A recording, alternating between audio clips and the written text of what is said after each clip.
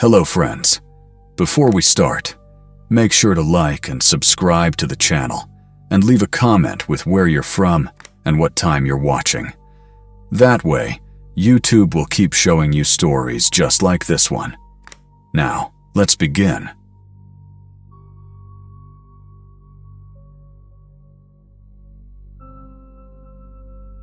I bought the house for the quiet. That was the honest reason I gave everyone. After years of apartment living, traffic noise, sirens at night, and neighbors who felt way too close, I wanted space. I wanted silence. I wanted to be somewhere that didn't feel like the world was constantly pressing in on me. When I found the cabin-style home just outside Harlan Ridge, Oregon, it felt perfect. It wasn't deep wilderness. That's important. People hear cabin and imagine complete isolation, but this wasn't that. There were other houses scattered through the area, tucked between tall evergreens and long stretches of untouched land. The kind of place where you might see a neighbor's porch, light through the trees at night, but never actually see the person who lived there. Most days, you could drive the narrow road and not pass a single car. The houses were spaced far enough apart that the forest swallowed them whole. If you didn't know where to look, you'd never realize anyone lived out there at all. That anonymity felt comforting at first. The house itself leaned heavily into that cabin aesthetic. Exposed wooden beams, stone fireplace, wide plank floors that creaked when the temperature dropped.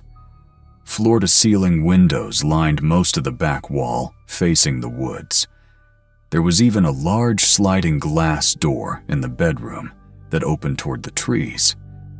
The realtor had called it bold design. I called it peaceful. I moved in during late fall, just before winter set in for real. By the time December rolled around, snow had already started piling up. That weekend, a heavy storm rolled through, dumping fresh snow over everything. The roads were plowed, but barely. The forest behind the house looked deeper than usual, darker somehow, as if the snow had erased all sense of distance. That was the weekend everything happened. I had planned to stay in, unplug, maybe watch movies and relax. No work, no obligations, just quiet. The first night went exactly like that, at least at first. I stayed up late in the living room, half watching random YouTube videos with the fireplace going. The house felt warm, cozy, safe. By midnight, I was barely paying attention anymore. My eyes kept closing, and eventually, I shut the TV off and headed down the hallway toward the bedroom. The house was a single story, laid out in a long rectangle. Living room and kitchen up front. Then a hallway with a small den on one side and the bedroom at the far end. That bedroom always felt a little exposed at night because of the windows, but I'd gotten used to it. I turned off the lights and slid into bed. That's when I heard it. A crack. It came from outside. Not the soft crunch of snow falling from branches. Not the distant call of an animal. This was sharper. Heavier. Like something solid snapping under pressure. A few seconds passed. Then it happened again. Another crack. Closer. I sat up, heart already picking up speed, and stared toward the windows. With the lights off, the glass reflected almost nothing. I could see straight into the woods beyond the yard. Tall pine trees, deep shadows, snow clinging to branches. I stared for a long time. 30 seconds, maybe more. Then something shifted. It wasn't a clear shape. There was no outline I could describe. Just a subtle movement between two trees, like a shadow leaning slightly forward, then stopping. The darkness rearranged itself in a way that made my skin crawl. I held my breath. Nothing else moved. Minutes passed. My eyes burned from staring. My mind started offering explanations, branches settling, animals, imagination filling in gaps. Eventually, I convinced myself that was all it was. Still, I didn't lie back down right away. I got up and checked the sliding door. Locked. The latch was secure. I tested it twice. Then I crawled back into bed.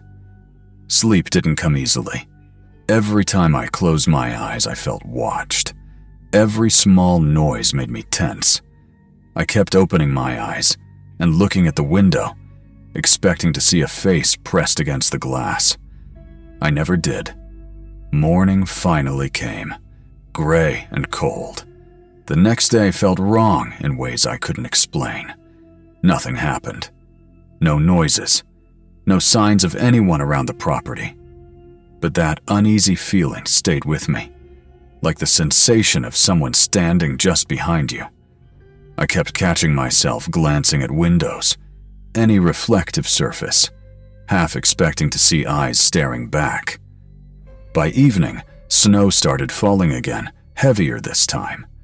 Strangely, it calmed me. The weather made it feel less likely that anyone would be wandering around outside. I told myself the night before had just been nerves. Around 10, I settled onto the couch with a blanket, the fireplace going again. The TV was on, filling the house with flickering light. I didn't realize how dark the rest of the house was until I got up to grab a drink. As I walked down the hallway, something caught my attention. The light in the small den was off. That stopped me. I was certain I'd left it on. I always did at night. The den light made the house feel less empty, less like a tunnel of shadows. I walked over and flipped the switch. The room lit up immediately. Bookshelves, a chair. Nothing out of place. I shrugged it off. Back on the couch, I unpaused the TV.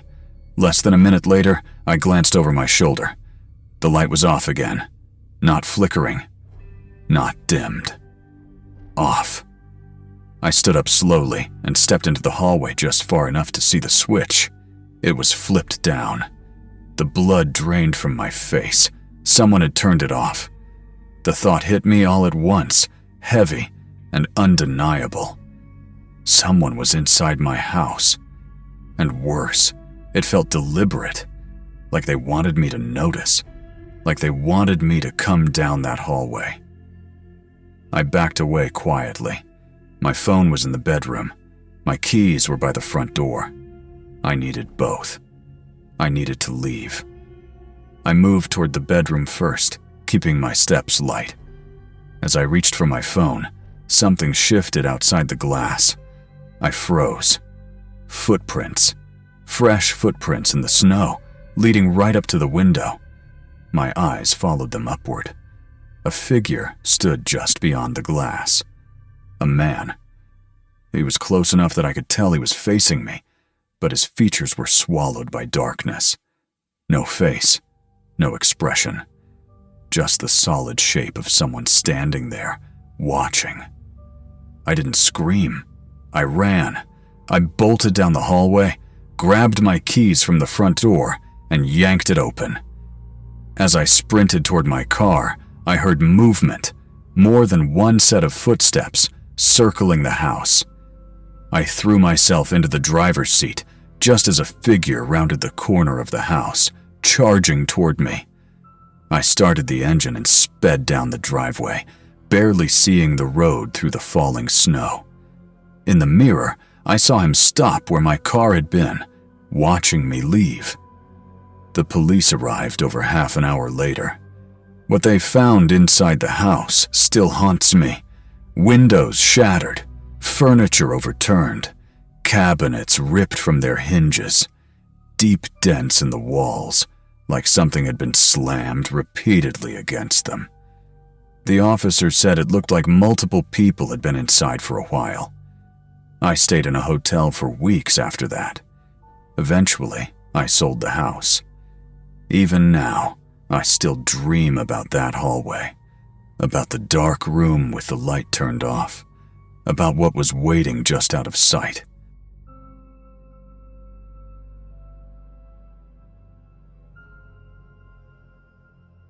My name is Noah, and I'm 36 years old. To understand why this happened, you need to understand the house first. 2 years before everything went wrong, my wife and I bought what we thought would be our forever home. It sat on the outskirts of Maple Hollow, Pennsylvania, a quiet wooded community where properties were large, roads were narrow, and houses were built farther apart than most suburbs. It was the kind of place people moved to when they wanted space, privacy, and the illusion of peace. The house was enormous, far bigger than we needed. At the time, we convinced ourselves it made sense. Extra bedrooms for future kids, guest rooms, home offices, maybe even a gym someday. But plans change faster than mortgages. A few months after moving in, our marriage fell apart. There was no screaming, no cheating, no dramatic explosion, just distance. Long silences. Two people realizing they were better at pretending than fixing things. She moved out first. The divorce paperwork followed months later. That left me alone in a house that felt like it had been built for a family twice my size. I debated selling it immediately, but the market was bad, and selling would have meant taking a serious loss. Instead, I told myself I'd adapt. I worked remotely, so I imagined turning one room into an office, another into a workout space, maybe finally filling the emptiness with purpose. I never did. The truth is, most of the house stayed untouched. Entire wings sat unused. Doors remained closed for months at a time. Dust settled in rooms I rarely entered. At night, the house felt cavernous, every sound stretching too far, echoing down hallways that didn't need to exist. Loneliness in a small apartment feels manageable. Loneliness in a massive, empty house feels alive. That's why I decided to adopt a dog. I'd wanted one for years, but my wife had never been interested. After the divorce, the house felt like it was swallowing me whole, and I needed something. Someone else there. A presence. Noise. Company. I found her at a shelter nearly 3 hours away. An 8-month-old beagle mix named Piper. She was energetic, curious, and affectionate in that chaotic way puppies are. She climbed into my lap the moment I sat down in the visiting room, tail wagging so hard her whole body moved with it. By the time I signed the papers, I already felt lighter. The drive home took longer than expected. Traffic, snow flurries, an unexpected detour. By the time we pulled into the driveway, it was close to 8 in the evening. I let Piper run around the yard for a bit, watching her nose disappear into snowdrifts as she explored. She seemed excited, normal, happy. That changed the moment I brought her inside. The second she crossed the threshold, her energy vanished. Her ears flattened. Her tail dropped low. She stepped carefully, like she was walking onto unstable ground. I laughed it off at first, assuming the house was just overwhelming. I sat on the couch to give her space. She lasted maybe 2 minutes before jumping up beside me, then crawling directly onto my lap. She pressed herself against my chest and stayed there, trembling slightly. I told myself it was normal. New home, new smells, big space. That night, I took her upstairs to the bedroom. She slept curled tightly against my side, waking at every small noise. I slept better than I had in months. The next morning felt almost normal. Piper followed me around the kitchen while I made coffee. She lay beneath my desk while I worked, occasionally shifting positions, but never leaving the room. A few hours into the day, she suddenly stood up. She walked to the doorway of my office and stopped halfway into the hall, body stiff, ears raised. She stared down the hallway toward the staircase, completely motionless. After a few seconds, she continued forward. I heard her nails clicking on the hardwood as she went downstairs. I didn't stop her. 10 minutes later, she started barking. Not playful barking, not excitement. Panic. Her barks echoed through the house, bouncing off walls and hallways until I couldn't tell where she was. I jumped up, calling her name, moving through room after room until I found her. She was standing in the middle of an empty downstairs room, just standing there, facing the wall, barking. When she noticed me, she rushed over and pressed against my leg, tail tucked tight, eyes locked on the empty space she'd been barking at. I scanned the room. Nothing. No movement. No sound. No explanation. I picked her up, carried her out, and closed the door behind us. The rest of the day passed quietly. That night, I woke up suddenly. No sound had disturbed me. No dream that I could remember. Just an overwhelming sense of awareness. Piper stood at the bedroom door, staring at the small gap between the door and the frame. She didn't respond when I called her name. Somehow, I went back to sleep. The next morning, everything seemed fine again, until she disappeared. Just before 6 in the evening, I looked under my desk and realized she wasn't there. I called her name and heard nothing. No movement, no barking, no nails on hardwood. The house felt unnaturally quiet. I walked downstairs, dread settling deeper with every step. When I reached the hallway leading to the empty room from the day before, I noticed the door was slightly open. I hadn't left it like that. Inside, Piper sat in the far corner, shaking. As I stepped toward her, instinct screamed at me to turn around. I did. At the far end of the hallway, near the stairs, something moved. A person. Watching. I slammed the door shut and locked it. Footsteps approached. Slow, calm, confident. They stopped right outside the door. I didn't move. Neither did Piper. After what felt like an eternity, the footsteps walked away. When I finally opened the door, the front door of the house stood wide open. The police arrived later. They found evidence someone had been living upstairs, sleeping in a closet, watching me, listening. I sold the house. I moved. Piper has never acted afraid since. But I still think about the nights I wasn't alone.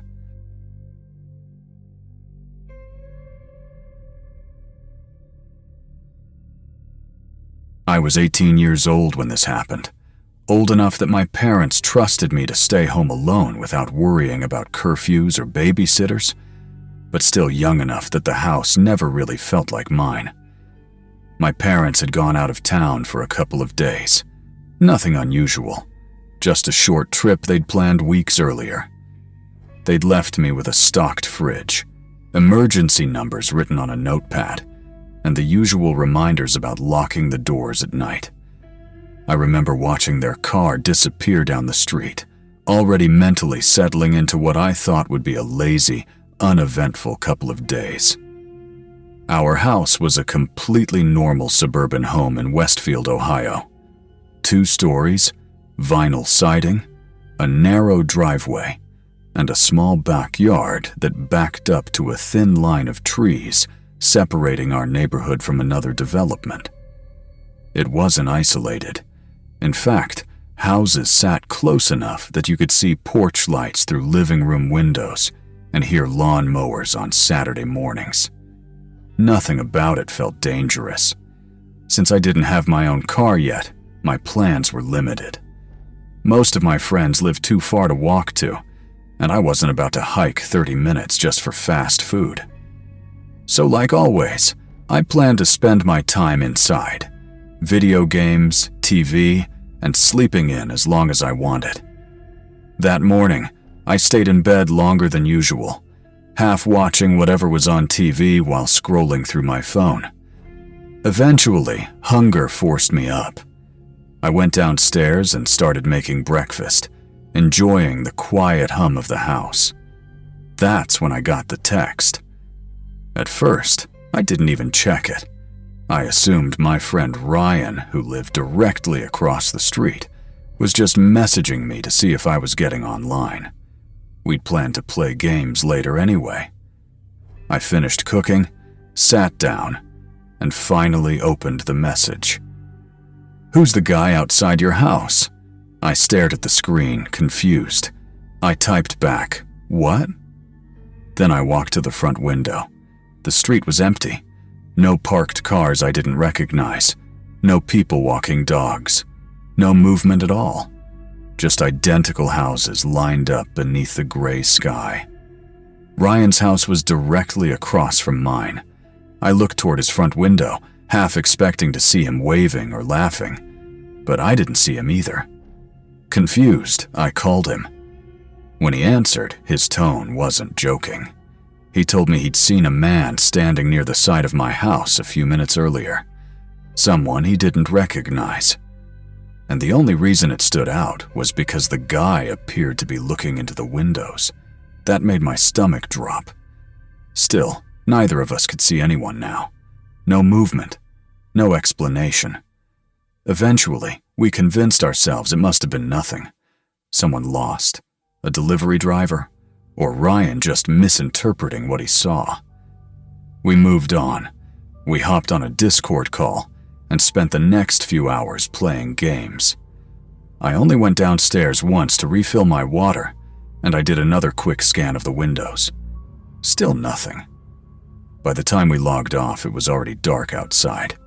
I hadn't even realized how much time had passed. I went downstairs to make a quick dinner. While standing at the stove, something flickered on the wall in front of me. A shadow. It was brief, just enough to catch my attention. I turned around immediately, scanning the living room. Nothing had moved. The TV was off. The lights were steady. Then I noticed the window. I stepped closer and looked out. Dark. Still. Empty. The image of someone standing just outside, watching me cook, sent a chill through my chest. I told myself I was just on edge after Ryan's message. Cars passed all the time. Shadows happened. I finished dinner and went upstairs to my room. For over an hour, I lay in bed watching TV, barely paying attention. The room gradually grew darker as the evening wore on, and I realized the only light was coming from the screen. I hadn't turned on any lamps. My eyes kept drifting to the crack beneath my bedroom door. The hallway outside was pitch black. That alone shouldn't have bothered me, but something about it felt wrong, like the darkness was thicker than it should have been. Eventually, I paused the show and decided to go downstairs. I told myself I just wanted a snack, but really, I wanted to turn on every light in the house. The moment I opened my bedroom door, the feeling intensified. The hallway was silent in a way that made my ears ring. I flicked on the light and immediately felt ridiculous. Empty hallway. Same old house. Downstairs, I checked the windows again. Nothing. I left all the lights on and started back upstairs. Halfway up the steps, I stopped. I'd heard something. At first, I thought it was just the echo of my own footsteps, but the sound hadn't matched. It was delayed, almost synchronized, but wrong. I took a step down. Nothing. I took another step up. Silence. My heart started racing as my brain replayed the sound. It wasn't an echo. It sounded like someone else walking, matching my pace, trying not to be heard. I bolted. I ran up the stairs, slammed my bedroom door shut, locked it, and called the police. While waiting, I called Ryan. He went to his front window while we were on the phone. A few minutes later, he went quiet. Then he said, "Oh shit." He told me he saw a man climbing out of the side window of my house and running toward the trees. The police arrived soon after. They searched the area but didn't find him. They did, however, mention similar incidents nearby. Someone creeping, watching, waiting. I don't know what would have happened if I hadn't noticed the footsteps. And that's what still scares me the most.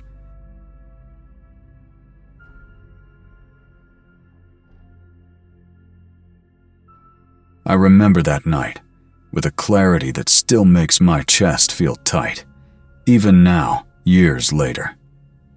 I'm 26 today, living in a completely different state, in a much smaller apartment where I triple-check every lock before sleeping. But no matter how far I move, no matter how much time passes, that one night from my childhood refuses to fade. I was 12 years old when it happened. Back then, my life was quieter. My parents worked long hours, and for a short period of time, I lived with my grandparents in a small American town tucked between highways and endless trees. The kind of town where everyone waved at each other, where doors were sometimes left unlocked, and where the most exciting thing on a weekend was a high school football game or a church barbecue. My grandfather was a strong, old-school man. He hunted, fixed his own truck, and believed that problems were solved with hard work and silence. My grandmother was warm, strict in her own way, and deeply religious. She trusted the world more than she should have, because the world had always treated her kindly. Living with us at the time was my uncle, my father's younger brother. He was loud, reckless, and usually drunk by evening, but he loved me. Between him, my grandparents, and the neighbors who dropped by almost daily, I was rarely ever alone. One of those neighbors was a man everyone trusted. I'll call him Mark. Mark lived 2 houses down from us. He was always around, helping my grandfather fix the fence, drinking beer with my uncle, watching sports in our living room, laughing too loudly at jokes that weren't that funny. To me, he was just there. A familiar face. Someone I'd seen my entire childhood. And that's what made him dangerous. That evening started like any other. My grandmother was heading out to her weekly bingo night, and my grandfather decided to drive her because it was getting dark. Before leaving, he asked if I wanted to come with them. I didn't. I was sitting on the carpet in front of the TV, watching cartoons, completely absorbed in my own little world. He reminded me, like he always did, "Don't open the door for anyone."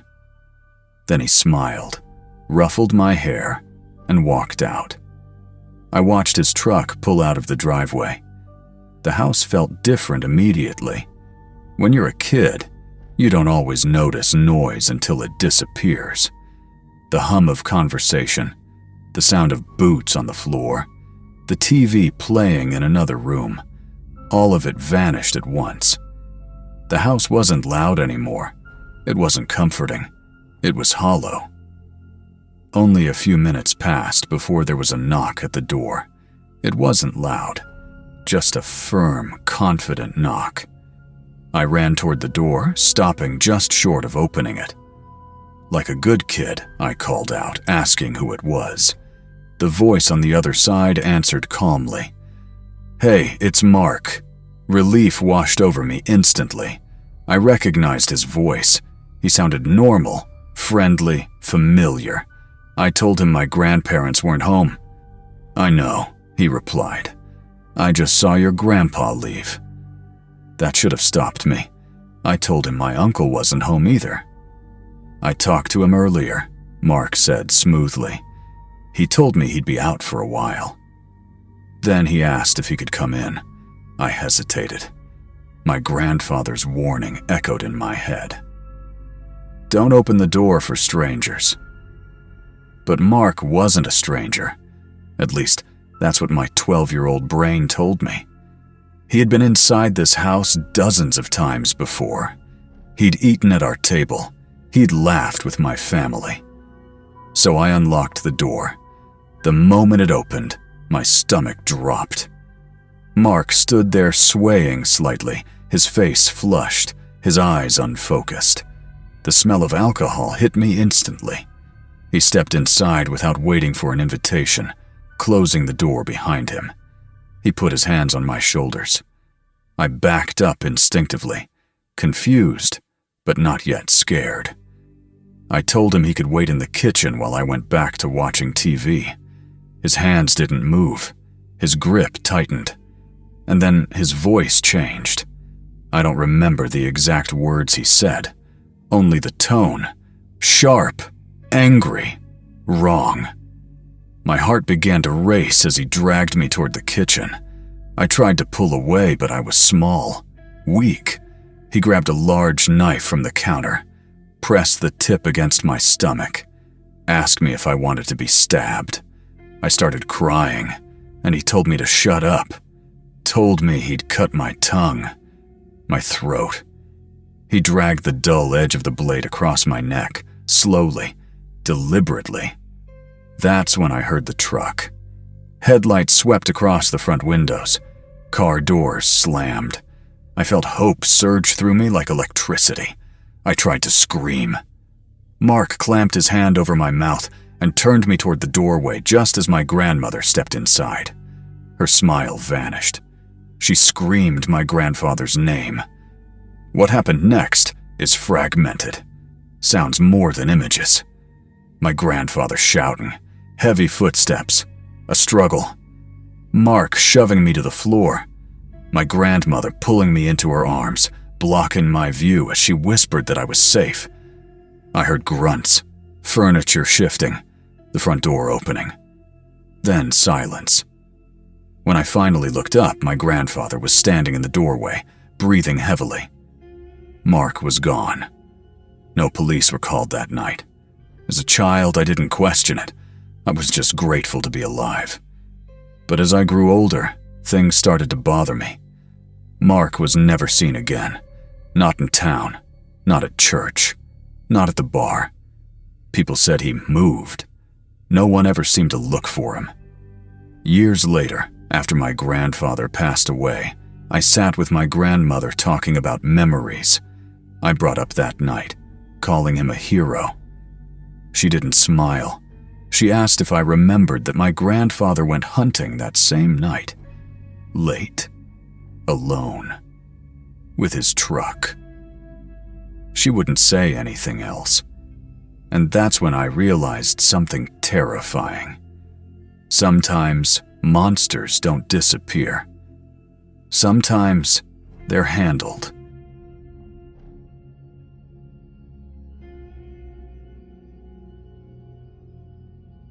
This happened during spring break in 2020, back when the world already felt like it was slowly coming apart.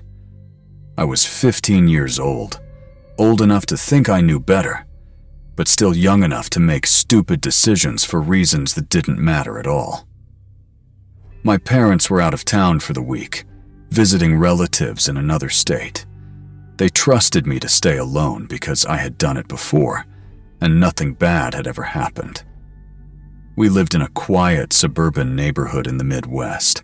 Wide streets, identical houses, trimmed lawns, and neighbors who nodded politely, but never really talked. The kind of place where you assume you're safe. That night, I was alone in my bedroom, lights low, scrolling on my phone, half watching YouTube on my TV. The house was silent except for the soft hum of the air conditioner and the occasional creak from the wooden frame settling. I actually enjoyed being alone. No rules, no lectures, no footsteps echoing down the hallway. Around 9 p.m., my phone rang. I didn't recognize the number at first, but when I answered, I immediately recognized the voice. I'll call him Jordan. Jordan was a mutual friend from school, not someone I talked to regularly. Not someone I trusted deeply, but someone I knew well enough to answer the phone. We didn't hang out much, so getting a call from him felt strange. Before I could even say hello properly, he asked what I was doing. Nothing, I told him. just at home." There was a pause on the line. Then he asked if he could drop someone off at my house for the night. The person he wanted to drop off was another friend from school, someone I had known since elementary school. I'll call him Caleb. Caleb had always been different. Loud, fearless, no filter. He said whatever came into his head and didn't care how people reacted. Most of the time it was annoying but harmless. So at first I didn't think much of it. I told Jordan I wasn't really feeling like having company and that I just wanted to be alone. That should have been the end of it. But Jordan didn't accept my answer. He started begging. Not joking, not exaggerating, begging. His voice sounded tight, strained, like he was holding something back. He kept insisting that Caleb really needed a place to stay for the night, that it was important, that it would only be for a few hours. Something about his tone made me uncomfortable. I told him no again. That's when he tried to convince me with something incredibly stupid. He said he'd let me use his weed pen if I agreed. I wish I could say I was smarter than that. But I wasn't. I was 15, alone, bored, and convinced nothing bad could happen in my house, in my neighborhood, in my life. So I caved. "Fine," I said. "You can come over." Looking back now, that decision still makes my stomach twist. Caleb had already been acting strange at school for about a week. My older brother had mentioned it casually, how Caleb would clap randomly in class, laugh during silent moments, say bizarre things that didn't fit the conversation. He once claimed some of the coaches were part of a secret organization trying to recruit students. At the time, I brushed it off. Teenagers do weird things. I didn't understand how wrong I was until they arrived. I met them at the front door. Jordan handed me the weed pen like it was some kind of payment, and I took a quick hit before giving it back. He looked exhausted, pale, nervous. As he turned to leave, he suddenly grabbed Caleb by the shoulders, hard, his eyes filled with tears. "Please," Jordan said, his voice cracking. "Don't do that thing. You promised." Caleb just stared at him with a blank expression, then nodded slowly. "I get it," he said casually. "I should have stopped everything right there. I didn't." Jordan left, and the door closed behind him. The silence that followed felt heavy. The first thing Caleb asked me wasn't how I was doing. It wasn't if he could sit down. He asked if all the doors in the house were locked. Every alarm in my head went off at once. I told him yes, trying to sound calm, and asked why he wanted to know. He didn't answer. He just asked me to check. Against my better judgment, I walked him down the narrow hallway near the front door and showed him that the back door and laundry room door were locked. He stood there quietly.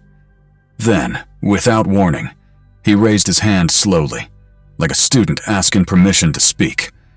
He smiled. Not a friendly smile.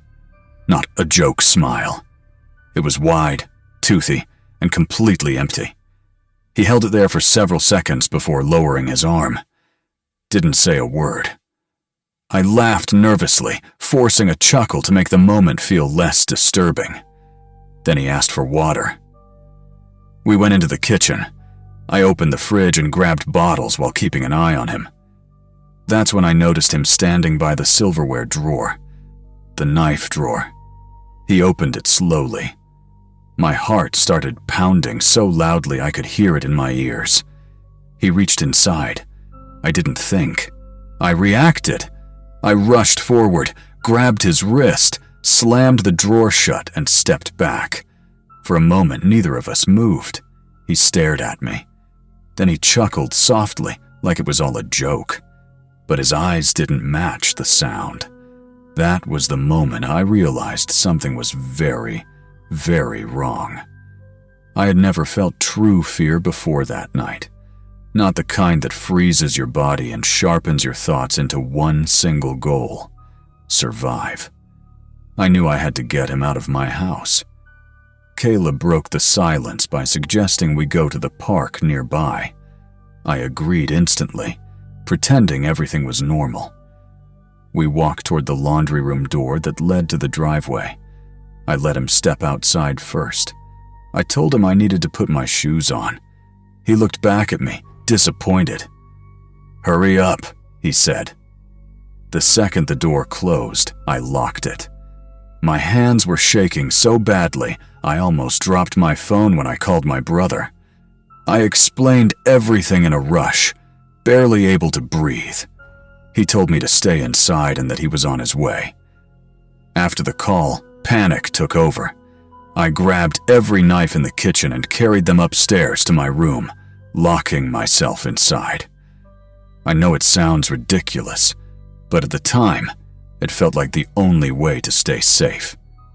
Within minutes, my brother arrived with 3 friends. They confronted Caleb outside. I stayed hidden for a bit, listening through the walls. Eventually, I went downstairs. Caleb was rambling incoherently, talking about secret groups, claiming his father wanted to kill him, insisting that people were watching him. Nothing he said made sense. One of my brother's friends finally drove him home. Later that night, I called Jordan. That's when he told me the truth. Caleb had been reading something in the car, a manifesto, pages of scribbled thoughts claiming he had to kill himself or someone else to stop his father from killing him first. Jordan had panicked, so he dumped him at my house. A month later, we learned Caleb had taken drugs that triggered severe schizophrenic episodes. I still think about that knife drawer, about what would have happened if I hadn't been paying attention. I was home alone, and I almost paid for it with my life.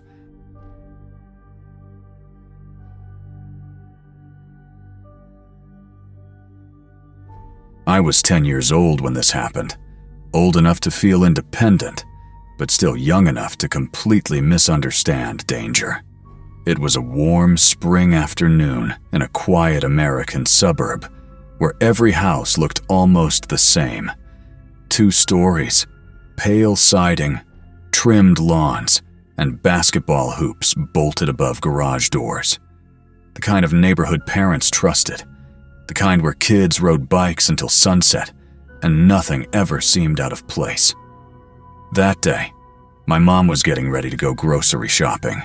She asked if I wanted to come with her, and I remember making a huge deal about not wanting to go. I complained like it was the worst thing in the world. The sun was out, the street was empty, and all I wanted to do was stay home and shoot hoops. I told her she'd only be gone a couple of hours. I told her nothing bad ever happened here. I told her I was old enough to stay by myself. Eventually, she gave in. I still remember the sound of her car pulling out of the driveway. The garage door groaned shut, and the street fell quiet again. That silence felt exciting back then, like freedom. I ran into the garage, grabbed the old scuffed basketball, and started shooting around in the street. I made up little games in my head, countdown shots, buzzer beaters, pretending the cracked asphalt was a packed arena. After a while, I started sweating and stopped to catch my breath. I leaned over, bouncing the ball lazily, and looked around the neighborhood. That's when I looked up at the house. Someone was standing at the upstairs window. At first, it looked like a shadow behind the glass, as if someone was standing just out of the sunlight. I stared at it, confused, telling myself it was probably just the blinds moving or a reflection. Then the shape shifted slightly. That's when my stomach dropped. The window was my sister's bedroom.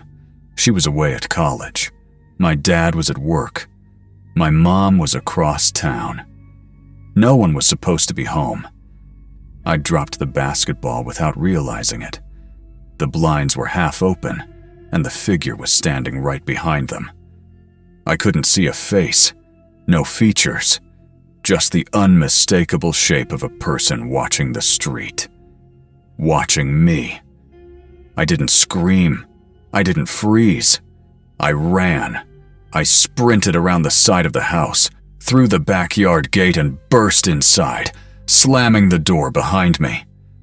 My heart was pounding so hard I thought it might break my ribs. I yelled up the stairs, asking who was home. My voice cracked halfway through. For a moment, there was nothing. Then a voice answered. "Come upstairs." It said my name. The voice didn't sound angry. It didn't sound threatening. That somehow made it worse. It sounded like someone trying to sound normal, calm, familiar. But it wasn't my mom. It wasn't my dad. And it wasn't my sister. I didn't go near the stairs. I ran straight through the house, grabbed the cordless phone from the kitchen counter, and bolted back outside. My hands were shaking so badly I almost dropped it. I called my mom. At first, she didn't believe me. She told me not to joke about things like that. She said she was almost done shopping. Then I started crying. Not fake crying. Not dramatic crying. The kind of sobbing where you can't catch your breath. I told her someone was in the house. I told her someone had said my name. I told her I saw them at the upstairs window. That's when her tone changed. She told me to stay outside. She told me she was leaving immediately. After we hung up, I sat on the curb, staring at the house. I kept my eyes locked on that upstairs window. Nothing moved. The blinds didn't shift. No shadow appeared again. It felt like the house was watching me now. My mom's car pulled into the driveway at the same time a police cruiser rolled up. She must have called them as soon as we hung up. She ran to me, asking where I saw the person. I pointed to the upstairs window. The officers went inside first. My mom followed them after a minute. I stayed outside. I didn't want to go back in there. I stood there for what felt like forever, staring at that same window. Nothing happened. No movement. No shadow. Eventually, one of the officers came back out and told me it was safe to come inside. They searched every room, closets, under beds,